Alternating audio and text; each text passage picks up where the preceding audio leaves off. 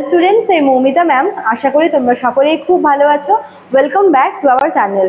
আজকে আমি তোমাদের 5th সেমিস্টার মেজর ইংলিশের পেপার 11 থেকে poets of the first world war, মানে ফার্স্ট ওয়ার্ল্ড ওয়ার চলাকালীন যে সমস্ত পোয়েটরা ছিল এই সময়, ওদের আজকে কিন্তু তার উপরে আমি ক্লাসটা ডিসকাস করবো। চলো দেরি না করে শুরু করে দিই আজকের সেশনটা। দেখো কি বলেছে, দ্য ফার্স্ট ওয়ার্ল্ড ওয়ার 1914 থেকে 1918 অবধি চলেছিল। Change the world and it also change poetry. তো এই ফার্স্ট ওয়ার্ল্ড ওয়ারে দেখো পৃথিবীতে মানে এই যে প্রথম যে ওয়ার্ল্ড ওয়ারটা হয়েছিল, এটা যেরকম সব কিছু মানে পুরো বিশ্বটাকে চেঞ্জ করে দেয়, ঠিক তেমনই কিন্তু পোয়েট্রিতেও বা লিটারেচারেও কিন্তু এর একটা বড় ইম্প্যাক্ট পড়ে। ঠিক আছে, many young poets went to the battle field as soldier. এই সময় যে উঠতি যে পোয়েটরা ছিল, ইয়াং পোয়েটরা, তারা কিন্তু হচ্ছে এই সময় সোলজার হিসাবে তারা হচ্ছে সোলজারের রোল প্লে করে এবং তারা কিন্তু ব্যাটল ফিল্ডে চলে যায়। ঠিক আছে, they wrote poems based on their real experiences of war.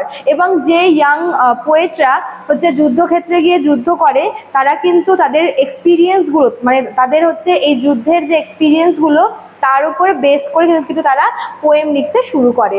This poets are called war poet. তো এই পোয়েটসদেরকে অ্যাকচুয়ালি ওয়ার পোয়েটসদের বলা হয়, যারা কিন্তু অ্যাকচুয়ালি পোয়েট বাট যুদ্ধের সময় তারা কিন্তু যুদ্ধ করতে গেছিল সোলজার হিসেবে। তো তারা তাদের নিজেদের যে এক্সপিরিয়েন্সটা যুদ্ধের, সেগুলোর উপর বেস করে কিন্তু পোয়েম লেখে। ঠিক আছে, their poems show pain, death, fear, courage and the harsh reality of war. তো তাদের এই পোয়েমগুলোর মূল যে হচ্ছে বিষয়বস্তু ছিল সেগুলো হচ্ছে কি, অবশ্যই পেন তো থাকবেই, এছাড়াও কি ডেথ, যেহেতু প্রচুর সোলজার মারা গেছিল, আর কি ফিয়ার বা ভয়, কারেজ এবং কি যুদ্ধের যে হার্শ রিয়ালিটি বা কঠিন বাস্তবতা সেটা। ঠিক আছে, one of the most important war poets is Wilfred Owen.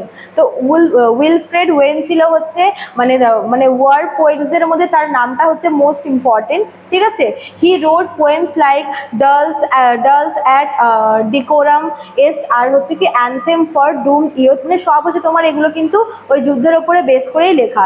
His poetry shows the brutality of war and the suffering of soldier. তো এই যুদ্ধের যে ব্রুটালিটি এবং সোলজারদের যা যা সাফার করতে হয়েছিল, তাদের যে স্ট্রাগলটা, সেটা কিন্তু তিনি এই পোয়েমগুলোর থ্রুতে তুলে ধরেছেন। He died in the war just a few days before it ended.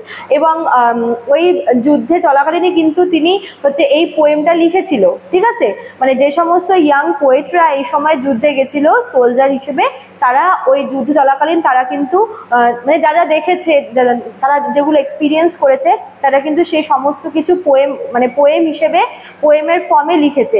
এবং এই উইলফ্রেড যিনি আছেন, ইনি কিন্তু এই যে পোয়েম দুটো কমপ্লিট করার কিছুদিন পরেই মারা যায়।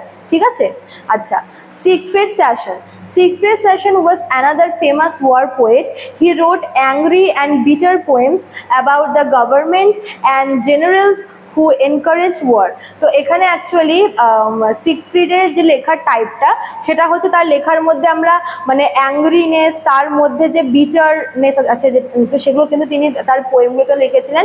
কারণ তিনি সেখানে দেখেছিলেন যে গভর্নমেন্ট এবং জেনারেলরা কিন্তু এই ওয়ারটাকে প্রমোট করছে, ওয়ারটাকে এনকারেজ করছে, যেখানে ওয়ার শুধুমাত্র কিন্তু মানে বলতে পারো যে কোনো রকমের কোনো পিস তৈরি করে না, সেখানে গভর্নমেন্ট কি করছে সেটাকে আরো উস্কাচ্ছে, তারা কিন্তু যুদ্ধটা আরো তৈরি করছে। তো ওই গভর্নমেন্টের এগেনস্টে হচ্ছে সিগফ্রিডের যে একটা ক্ষোভ ছিল, সেটা কিন্তু তার পোয়েমগুলোতে তিনি লিখেছিলেন। His poems protested against the idea that war is heroic.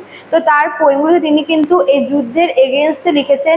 সবাই বলে যে যুদ্ধ হচ্ছে একটা হিরোইক ব্যাপার, তিনি কিন্তু এই আইডিয়াটাকে পুরোপুরি নাকচ করে তার পোয়েমগুলো লিখেছেন। বলতে পারি তার পোয়েমগুলো কিন্তু প্রোটেস্ট করার মতো ছিল। ঠিক আছে, one of his famous work is counter attack. তার একটা ফেমাস পোয়েম হচ্ছে কাউন্টার অ্যাটাক, যেটা হচ্ছে তিনি অ্যাজ এ প্রোটেস্ট করে তিনি কিন্তু লিখেছিলেন যে যুদ্ধের এগেনস্টে, যে যুদ্ধ কি কখনো কিন্তু মানুষের জীবনে শান্তি আনতে পারে না।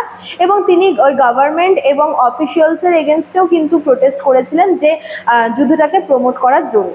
ঠিক আছে,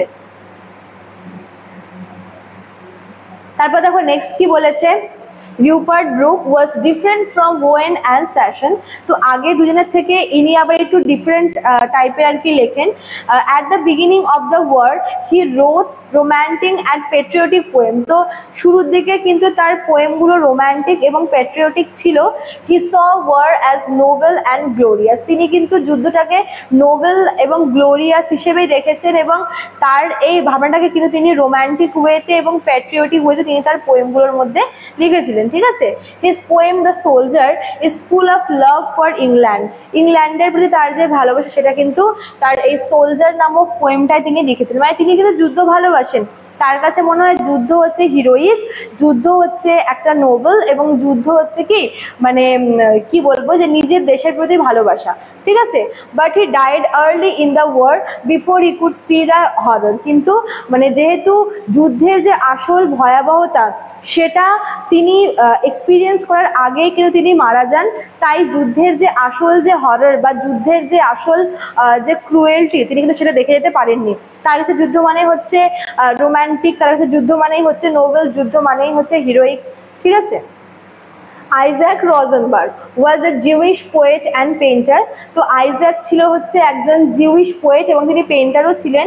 his poems like break of day in the trenches show how common soldier lived and died in the trenches. তো তার লেখা এই যে পোয়েমটা break of day in the trenches, এটা হচ্ছে সে সময় কি যারা হচ্ছে কমন সোলজার ছিল ওরা কিভাবে হচ্ছে ওই ট্রেঞ্চের মধ্যে থাকতো এবং সেখানে মৃত্যুবরণ করতো সেটা কিন্তু তিনি এই পোয়েমটার মাধ্যমে দেখিয়েছেন।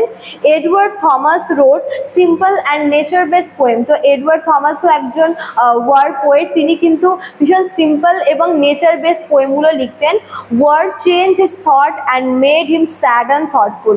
কিন্তু যখন তিনি যুদ্ধে যান, তিনি যুদ্ধের এক্সপিরিয়েন্স করেন, তখন কিন্তু তার কাছে মানে তিনি যে নেচার বেসড পোয়েমগুলো লিখতো তার কিন্তু পুরো ওপিনিয়নটা চেঞ্জ হয়ে যায় এবং তিনি এতদিন যেরকম ভীষণ সিম্পল ওয়েতে লিখতেন, ভীষণ নেচার লাভার ছিলেন, তার ভাবনা চিন্তাগুলো কিন্তু পুরোপুরি চেঞ্জ হয়ে যায়, ঠিক আছে।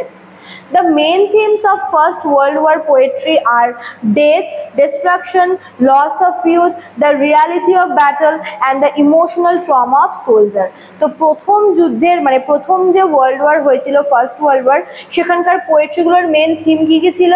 ডেথ ছিল, ডিস্ট্রাকশন ছিল, লস অফ ইউথ ছিল, রিয়ালিটি অফ ব্যাটল ছিল এবং সোলজারদের যে ইমোশনাল ট্রমা এটাও কিন্তু ছিল পোয়েট্রির মেন থিম, ঠিক আছে। These poets broke the old style of poetry and wrote in a realistic and honest way। তো যেটা হচ্ছে পোয়েট্রির যে মানে ক্লাসিক্যাল যে থিম বা যে ওল্ড স্টাইল সেটাকে কিন্তু ব্রেক করে বলতে পারো যে সোলজাররা বা পোয়েটরা কিন্তু এই সময় একটা রিয়ালিস্টিক এবং অনেস্ট ওয়ে খুঁজে পায় পোয়েট্রি লেখার, ঠিক আছে। Their poems remind us that war is not glorious। তাদের যে পোয়েমগুলো তারা যেহেতু এক্সপিরিয়েন্স করেছে তাদের মনে হয় যে না, ওয়ার হচ্ছে কখনো হিরোইক হতে পারে না, ওয়ার কখনো গ্লোরিয়াস হতে পারে না, ওয়ার হচ্ছে tragic and full of suffering. যুদ্ধ মানেই কি? যুদ্ধ মানেই হচ্ছে ডাউনফল, যুদ্ধ মানেই হচ্ছে ট্র্যাজেডি, যুদ্ধ মানেই হচ্ছে মেন্টাল ব্রেকডাউন, যুদ্ধ মানেই হচ্ছে ফুল অফ সাফারিং, ঠিক আছে। They gave a true voice to the soldier who could not speak for themselves। তো তারা হচ্ছে নিজেরা সোলজার হিসেবে গেছিল ঠিকই, বাট তারা ওখানে আর 5টা সোলজার যারা নিজেদের হয়ে স্ট্যান্ড নিতে পারে না, নিজেদের কথাগুলো বলতে পারে না, তাদের হয়ে কিন্তু আওয়াজ তুলেছিল এই ইয়াং পোয়েট কাম সোলজাররা, ঠিক আছে। তো এই ছিল তোমাদের আজকের ক্লাসটা। যারা ভাবছো আমাদের কাছে অনলাইনে করো তারা আমাদের অফিসিয়াল নাম্বারে কিন্তু কন্ট্যাক্ট করে নিতে পারো। আমাদের অফিসিয়াল নাম্বার দেখো দেওয়া আছে এখানে। এছাড়া তোমাদের জন্য কিন্তু কোর্স ফিগুলো এখানে আমরা প্রোভাইড করে রেখেছি। এটা হচ্ছে মেজরের জন্য, এটা মাইনরের জন্য, ঠিক আছে। চলো আজকে এতটুকুই থাকলো, দেখা হচ্ছে নেক্সট ক্লাসে। Thank you.